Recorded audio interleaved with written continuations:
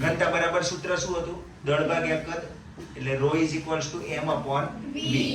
એટલે એનો અર્થ એવો થયો, જો કોઈ પદાર્થનું દળ વધારે હોય તો ઘનતા વધારે, કદ વધારે હોય તો ઘનતા ઓછી, હે ને? ઓકે, આ લીંબુનું દળ બદલી શકું? ના. હે ને? આનું કદ બદલી શકું? એવું ના કહેતા સાહેબ આની અંદર એક સ્ટ્રો નાખી દો ને પછી ભૂખ મારો એટલે લીંબુ ફૂલે. કદ નથી બદલી શકતા આપણે. ચલો, પાણીની અંદર ફેરફાર કરી શકીએ? કઈ રીતે સમજો. લીંબુ અત્યારે અંદર નાખું, ડૂબી ગયું. આ લીંબુ ડૂબી ગયું. ઓકે, આ લીંબુ મોટું છે ને? ઓકે, આ ન તરાઈએ આપણે, હે ને? તરવું જોઈએ. પણ કઈ રીતે સમજો. આ લીંબુની અંદર કોઈ ફેરફાર નથી કરી શકતો, પણ પાણીની ઘનતાની અંદર ફેરફાર કરી શકું, હે ને? આનું જે દળ છે, હે ને, દળની અંદર અથવા તો કદની અંદર બેમાંથી કોઈ એક ફેરફાર કરીને કરી શકું. હું અત્યારે કદની અંદર ફેરફાર કરી શકતો નથી.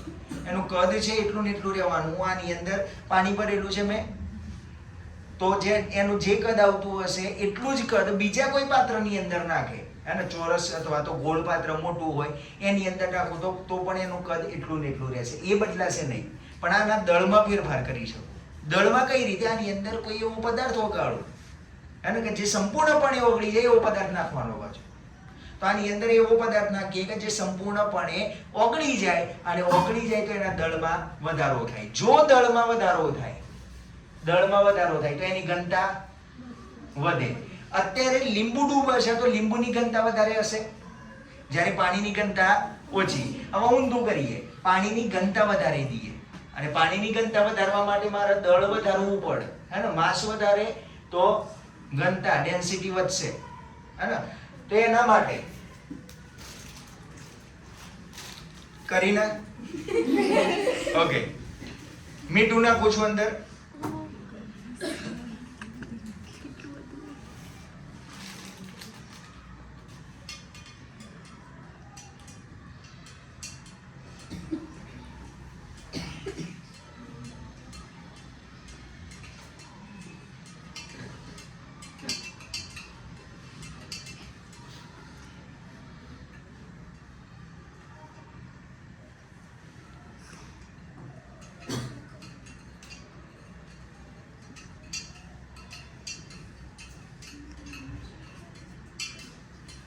પાણીની અંદર મીઠું ઓગાળી. ચલો ટ્રાય કરી જોઈએ. જો લીંબુ કરતા આની ઘનતા વધી હશે તો લીંબુ તરશે, હે ને?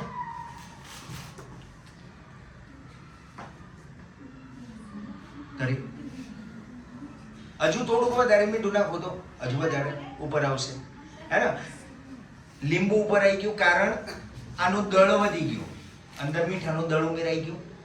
મીઠાનું દળ ઉમેરાયું તો દળ ઉમેરાતા ઘનતા વધી, અને જે પદાર્થની ઘનતા વધારે હોય એ નીચે રહે, જે પદાર્થની ઘનતા ઓછી હોય એ ઉપર રહે. જ્યારે આની અંદર શું થતું જુઓ, પાણીની ઘનતા આપણને ખબર છે 1000 કિલોગ્રામ પ્રતિ મીટર ક્યુબ.